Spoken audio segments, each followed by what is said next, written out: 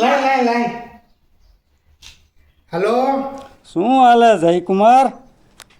બસ હાઈલા કરે. શું કરે મારી દીકરી? મજામાં ને? એ તો મજામાં જ હોય ને. તમારી દીકરીને શું વાંધો હોય? જલસા કરે, એને બીજું શું કામ હોય? કેમ એમ વાત કરો? કામ તો કરતી હોય ને? કપડાં, કચરા, પોતા, વાસણ. અરે ના. જો કચરા, પોતા, વાસણ એ બધું તમે કરાવી લઈએ. કામવાળા બેન આવે નહીં. અને કપડાં ધોવાનું અમારે પાસે એનું વોશિંગ મશીન છે.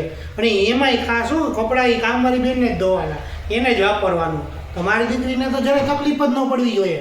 બધું કામવાળી બેન કરી લઈએ. હા તો એ બિચારી એકલે કેટલે પહોંચે?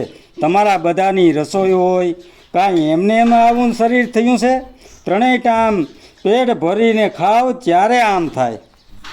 રસોઈની તો તમે વાત જ કરો માં.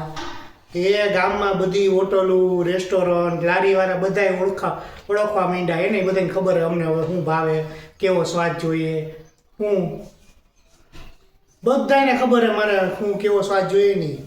અમે ત્યાં જાતા જ હોય. હું હાલતા તમારી દીકરી રસોઈ ન બનાવી હોય એટલે રેસ્ટોરન્ટ દુકાનમાં બધી જવાનું હોય ને એટલે કેશોદની બધી દુકાનોવાળા હવે અમને ઓળખીતા થઈ ગયા છે.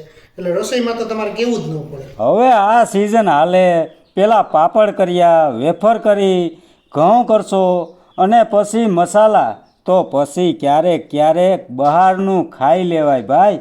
એ બિચારી એકલે કેટલું પહોંચે? અરે મેં કીધું ને તમારી દીકરીને જરાય તકલીફ ન પડવી જોઈએ.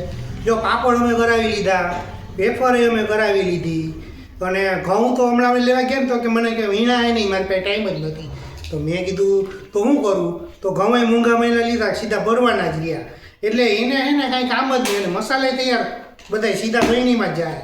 કાંઈ કામ નહીં કરવાનું. તમારી દીકરીને જરાય તકલીફ ન પડવી જોઈએ. હવે એ બિચારી શું કરે? તમારા છોકરા કેટલા તોફાની, એને સાસવે કે આ બધાય કામ કરે? એ એકલી બિચારી કેટલે પહોંચે? અરે છોકરા વાંચવામાં તમારે કેવું ન પડે હો. એમાં તો એની એક નંબરની માસ્ટરી. બે છોકરાઓને મોબાઈલ લઈ દીધા છે. હા, એટલે એ છોકરાઓને મોબાઈલ દઈ દે, મોબાઈલ કર્યા કરે. અને કંઈક તો છોકરાઓને એકલું લાગતું હોય ને તો પોતે મોબાઈલ લઈને બેસી જાય એની બાજુમાં. એટલે છોકરાઓને એકલું ન લાગે ને એમ. શું હવે તો તમારી વાત જ આવી હોય? બિચારી એકલી કેટલે પહોંચે અને તમે મારી દીકરીની ક્યારેય કદર જ ન કરી હો. એમ કામ કરો તમે. હમણાં એને છોકરાઓને 2 મહિનાનું વેકેશન પડે છે તો તમે એને લઈ જાઓ જરાક. એને ત્યાં જેતપુર રાખો તમારી પાસે 2 મહિના, એટલે તમને ખબર પડે અને મારી કદર થાય તમને જરીક. સમજ્યા? એની કદર તો થતી થાય, તમને થાય ને કદર કે આ મારા જમાઈ કેવી સાચવે છે એને. ભલે. હા ભલે. હાલો રાખું હો. જય હાલો. બિચાકડાએ કેટલા પ્રેમથી ફોન કર્યો હોય તમને, હરખાઈ વાત ન કરી શકો તમે? મેં એને જરાય ખોટું કીધું હોય તો કે?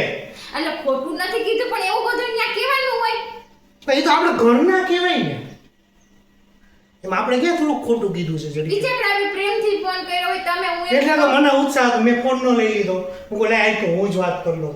હું એટલે રાજી હતી. મેં કીધું આ ભાઈ જો સામેથી વાત કરવી છે આને, તો હું ખુશ થતી હતી. 5 મિનિટ તો તમે નિરાતે વાત કરી શકો ને. એક છોકરીના પપ્પાએ ફોન કર્યો હોય તો મેં નિરાતે જ વાત કરી. મેં ક્યાં એની પર રાઈડ ઉપાડી કે તમારી છોકરી ખાવાનું નથી બનાવતી એમ કીધું, તમારી છોકરી ઘઉં વીણવાની નથી એમ કીધું, આ વાસણ કચરા પોતા બધું કરાવી લઈએ તોય કપડાં ધોતી નથી, વોશિંગ મશીનમાં નાખતી નથી, બધું કામ મારી પાસે કરાવી લે. મને એમ છે કે ભગવાને મને આવું સરસ જીવન આપ્યું છે ને, આમ રાજમાતાની જેમ જીવવાનું, પણ તમ નહીં જીવવા દ્યો બધી બાબતે. અરે આમ રાજમાતાની જેમ જીવવામાં આમાં હું જ ખાલી થઈ જાય. રાજમાતાની જેમ જીવવા વાળા. હા, આમ તમારે આમ કોલર ટાઈટ કરીને ફરવાનું. જો કેવી રીતે હું મારી ઘરવાળીને જીવું, એને આ બદલે ફોનમાં ન્યા જઈને એને બળતરા કરાવે. કોલર ટાઈટ કરવાની ક્યાં કરો? કપડાં ફાટી જાય છે આમાં.